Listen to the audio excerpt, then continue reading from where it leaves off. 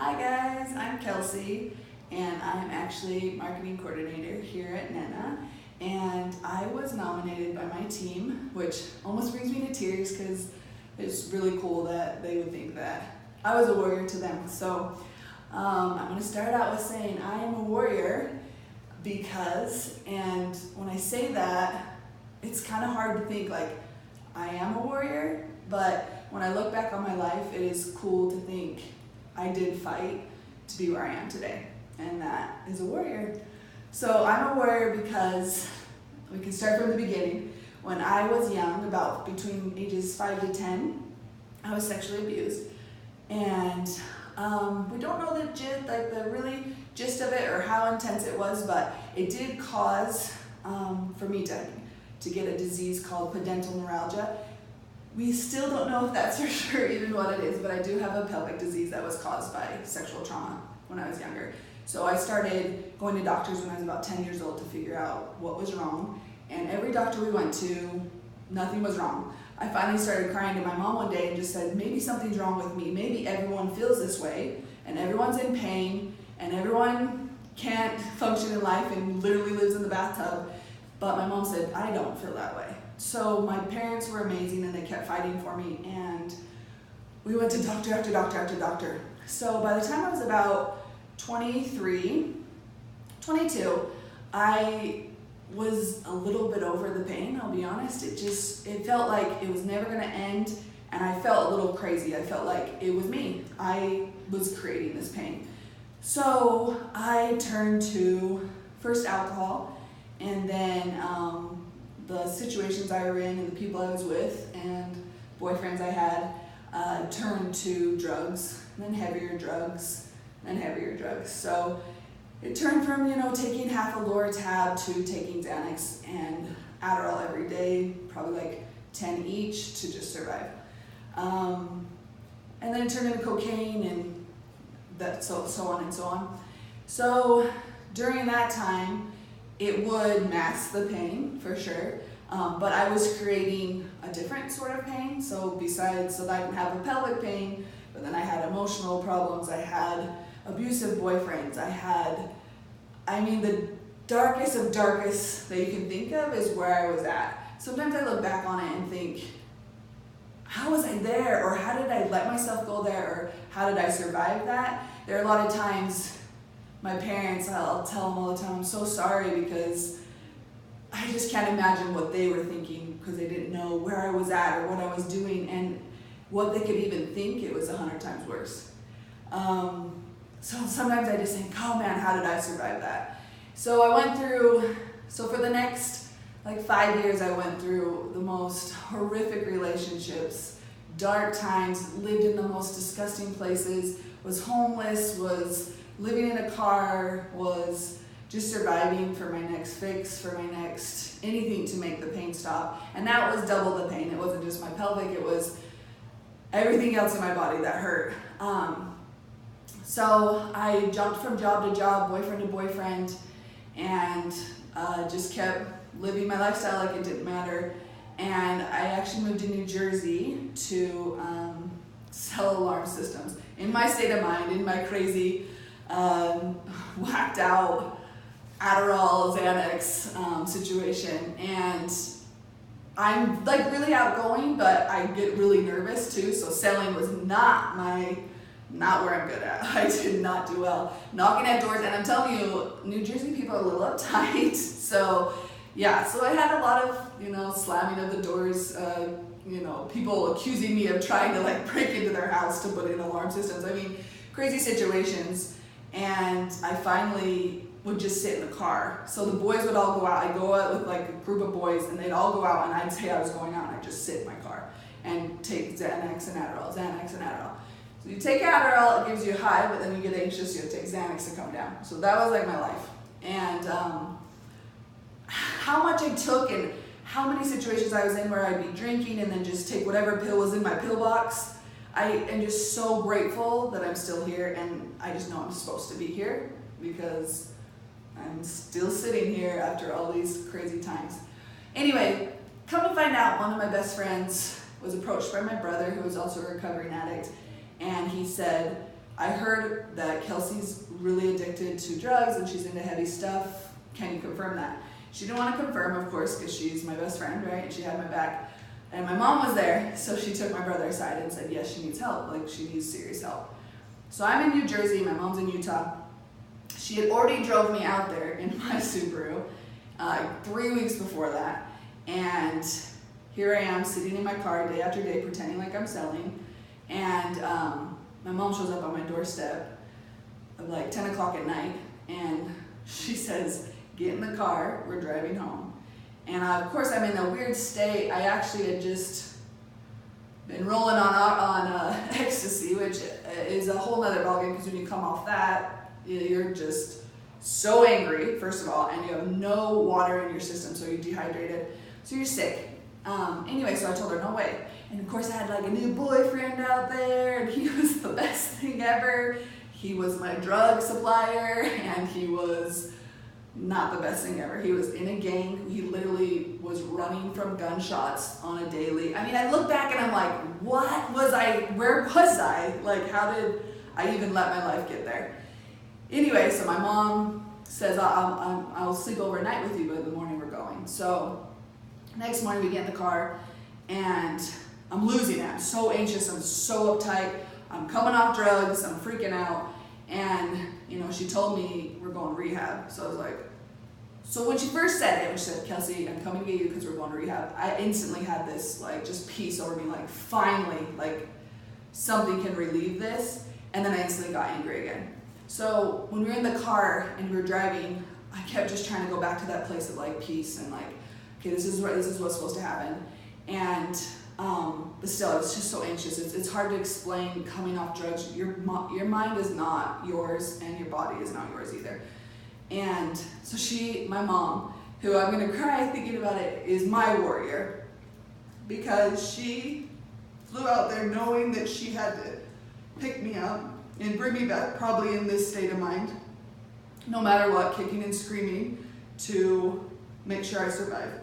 And so she pulls over the car and she says to me, Kelsey, we have 5 days in this car, so you can either make the best of it or we can make this hell. And she said, if you promise to calm down and just listen to what I'm saying, she's such a gem. She says, I will make this the best trip you've ever had. You can pick any place you want to see, any place you want to eat, any place. We'll make it a road trip.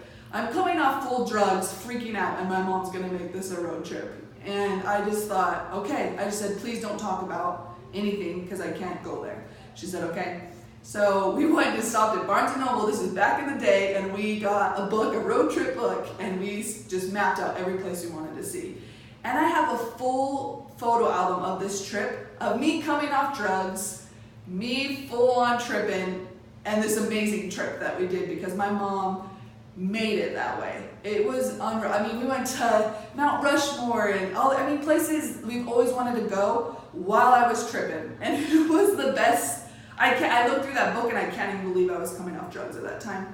And my mom just stuck with me. And daytimes I would just sleep because I was just my body was just over it. And at one point, a few times my mom said I leaned over so far sleeping because I was just so out and my head was bobbing. And she said she looked over and just said a prayer and said, please do not let her be dead, because we'd be in the middle of nowhere, just me and her. And she's just like, what do I do then? And she said she'd just sit there for a minute and watch me bob up and down. Couldn't believe I was dead asleep. And she'd just kind of poke me and I'd wake up, and she said every time she was like, thank you so much. And I just look back and I'm like, Mom, I'm so sorry I put you through that. Like, to imagine your own kid thinking, oh my gosh, they're dead at the seat next to me is just unbearable. And luckily, I had a pretty good calm down off drugs. I was pretty lucky. I mean, I was definitely sick and tired and anxious and angry. But with all the fluids and stuff my mom kept in me, I did really well. And she got me home, and like I said, we have a whole album of it. It's like, this was my recovery from drugs, and I have a photo album of it. So kind of awesome. I mean, even we have a picture of us both laying on my car at the end, like, oh my gosh, we survived this. And, you know, my dad took it. And once I got home, reality set in, you know, and my brother put me aside, and I had to break up with my boyfriends. Yes, 2 boyfriends. That's how crazy I was. And during that time too, I actually was raped again and sexually abused a few more times. And it's crazy to look back and think that I didn't realize that was not okay. It was almost to the point where it was that was where I put my situation, and it's so not okay, no matter the situation. And I just am so grateful to my family. So my brother took me aside. We did this whole intervention. He had just gone to rehab. He'd been a year sober. And it's funny because I'd interventioned him before. So then it was me getting interventioned. And I ended up going to a really amazing place called The Meadows down in Arizona. And I went there for 6 weeks, and that was a lockdown rehab. And before I went there, I had 10 days before they had a bed for me. And my family seriously were rock stars and just rallied around me. And we went on a camping trip for a good 7 days so that I couldn't have to think about anything. And my phone got taken away, I have no privileges and stuff. And my mom would let me text some people, but my little brother, who's in high school, would be like, who are you texting? And I'd show him, and they just all had my back, and it was really cool, and it was just so amazing to see that. And I think that's what got me through it and got me to rehab. Seeing how much I had created awake in my family's life and how happy they were now is what got me through it. And my parents, when they took me to Wickenburg, they said, in Arizona, that's Arizona, they said to me, you have one shot because this is all we can afford. And if you knew how much they paid for that, I want to throw up a little bit. One day I will pay them back because they gave everything to put me into rehab. And when they said that to me, I took that to heart. I was like, okay. So when I went there for that 6 weeks, I dove into that and I got so much out of it. It's the most amazing facility. It was so hard. It was so hard. I had so many crazy cravings and not relapses, but almost relapses emotionally and all that kind of stuff. And after that, I went to California, and I was lucky enough to go to another place, and then it was a step-down program, which I recommend to any addicts out there. Do not go to just one facility and then jump back into life. There's no possible way our brains can handle that. We have trained them for years to be this whole different ballgame, and then to all of a sudden be back into life and have a job and be normal? No. So if you can, go to a step-down program. So basically it was 3 months, and I got to by the second half month I could get a part-time job, and then I could slowly go on a bike ride myself, and then my parents could bring my car and I could have a car. So it was really cool. So by the time I was done with that program, I had a job at Nordstrom, just part-time, and I was working the program. It was really cool. And then I luckily got an amazing sponsor. She's this hippie chick, surfing chick down in California, and she's still to this day my most favorite person. But she got me into sober living, and then I was in sober living for a good 6 months, and then she actually took me into her house, and I was in her house for a good 1.5 years. So luckily, I had almost 2.5 years of rehab, basically, because she was on my butt all day. I couldn't sleep longer than so long. I couldn't chill in the room. If I was getting depressed, she was like, get out, let's go on a walk, let's go do something. And that's the thing with addicts, it's really easy to get back in your head, really easy. And if you get back in that head, it's just a downhill from there, because cravings don't stop, I'm gonna be honest. I'm 9 years this July sober, and still on my birthday, July 20th, on my sobriety birthday, I still get crazy cravings, and it's like your body just goes back to that. Anyway, so amazing, I had that whole program. So now in my life, so say it's 9 years later almost, and in 2 weeks actually, and what's so crazy is I still fought. I fought for, I'm still fighting, but I really fought for another 4 years to really just stay sober, get my life in order, figure out what I was doing. And I'll be honest, I still dated jerks. I still had crazy situations, and how many times was it screw it, why do I even try to stay sober when this is my life anyway? It's like I was back in my drugs. And I always went back to my freaking parents, because they're warriors, dude. My mom, I can't. And them saying you have one shot. And they gave me that shot, and I wasn't gonna waste it. And I tell them every day how grateful I am for that shot and for them loving me and caring enough to do what they had to do to save me, in a sense. And then one day, I'm at the airport. Actually, it was a flight attendant. I've done every job you can think of in the books for real. I probably have 4 different resumes because I have all the different things I can do. But I was a flight attendant. I got really sick, actually, so I still have my pelvic disease. So I think a lot of the reasons why I still crave is because I still am in pain almost every single day. Bathtub is my best friend, and that is my new drug, and that's okay. I'll take it. And so I still have my pain, and so I was a flight attendant. I got really sick, partly because of my disease, and partly just, to be a flight attendant, I'll be honest, you're up and down all day long. Flying's fun, I'll tell you, but boy, when you do that all day, you just, mentally, it wears on you. But so I got nauseous a lot, and so my doctors asked me to take a little break. So I ended up getting a job at the counter at US Airways. And lo and behold, my cute hubby now, who is a gem, walked past me one day, and he had a little swagger, and I thought, yep, I like this guy. So my husband's a big 350, 6'2" Polynesian, and he does have a swagger still. And his walk is definitely what attracted me to him. And we started talking, and anyway, long story short is he had no idea that I was into him when I was totally into him, and he acted like, let's just like hang out. So he actually asked me that one time on the plane. He said, we're on an empty plane. He told me to come say hi. He was cleaning the plane. And he said, hey, like we should hang out sometime. And I said, I was 30 years old at this time, and I said, when you're ready to hang out, when you're ready to go on a date, bro, call me. Besides that, I'm not into hang out. Like, I'm too old for this. And I walked away, and he yelled at me, wait. And I turned around, and he said, do you want to go to dinner? And I was like, yes. And I said, when? And he said, right now. And I said, it's 2 o'clock in the morning. And he said, Denny's is always open. And I said, done. So we finished our shift, went on the date to Denny's, which we still go up to that Denny's every year and celebrate because I love it. And he got these gross nachos, and I thought, ooh, what are these? And now they're my favorite thing. I eat them every time. They're so gross. But I love that he loved them. He's a gem. Anyway, from that day on, we were inseparable. We hung out that whole night, and he put his hand on my leg that night, and I fell asleep in the car, and then he took it away, and I woke up and I said, I'm marrying this guy. Because literally, he is the most comforting person you'll ever meet in your life. And everyone in this office can attest to that. Even my cute intern who's filming me right now, who's actually content creator now, she had him come get her on the side of the road like the second day she started to fix her tire.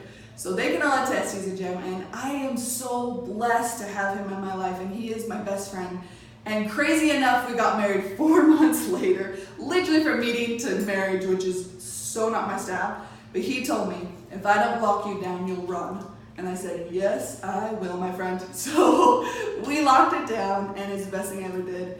And now I'm actually pregnant, 8 months pregnant, with my second, and it's a boy, and I'm due in 6 weeks. And I have a little girl named Ever who's almost 2, and she is a rascal and such a gem, and the light of my life. And I just look at my life now and think, I am so grateful for the people in my life and the places I've been to make me who I am today. And I'll tell you right now, when I look back and think that I survived what I survived, I will fight to the end to make sure that my kids know that their mom loves them more than anything, just like my mom did. And I would do anything to make sure they survive. And that's the thing is, now that I have kids, I tell my mom daily, I'm so sorry for her having to go through that, because man, if you're a mom, you know those love for those kids, and you will do anything to fight for them. And I'm just grateful to know that now I can fight for them, and I will continue to fight the battle of addiction and my pelvic disease and anything else that I have, because it's worth it. And I'm just lucky to have my best friend that I married by my side to help me along with it. And I mean, still to this day, I'll get like a Benadryl, and he's like, would you like me to give you that in doses so that you don't overdose? And I'm like, Benadryls won't overdose. And he makes fun of me because I call him Benny's, and he's like, oh, you're such an addict, which he doesn't even know what that is. But I just love that I just have a support system. And if I can help anyone out there, addicts or just people struggling with, I struggle with anxiety, depression, all of that, anything, I just say, find that support system and hang on to them. Do not let go and do not give up, because I promise you, end game is this. Like, I'm so happy. And even Allie from Nena, I mean, she hired me on 8 months pregnant with my first baby, and I needed that job. I was so overwhelmed, and here I am. Here I am at Nena, marketing coordinator and thriving. It's just find those people in your life that can help you thrive, and don't let go and don't give up. And I promise you, I will help you too. I am here to help. I like, honestly, any addict, any person who survived, sexual abuse and all that kind of stuff knows that you need other people to get through. So just please reach out and don't give up and hold on to what you know is true. And remember, like, the next day could be something totally different. 4 months. I married my husband in 4 months, and I was like giving up on boys. So listen, hang on, and just know that you're a warrior too, and we're all warriors. Because I'll tell you right now, no one knows what anyone's going through, and half my team doesn't know all this stuff, and now they're gonna know it. And that's okay, because if I can tell my story and help even one person, I'll tell it all day. And I will continue to fight, and I will continue to tell people to fight and how to fight. And July 20th is actually my husband's birthday, and that's my sobriety birthday. So that is the biggest celebration of the year, and it's coming up in 2 weeks. So if you guys are struggling, let's all celebrate on July 20th, and let's be fighters, and let's continue to fight. Thanks for listening. I'm Kelsey, and I'm a warrior.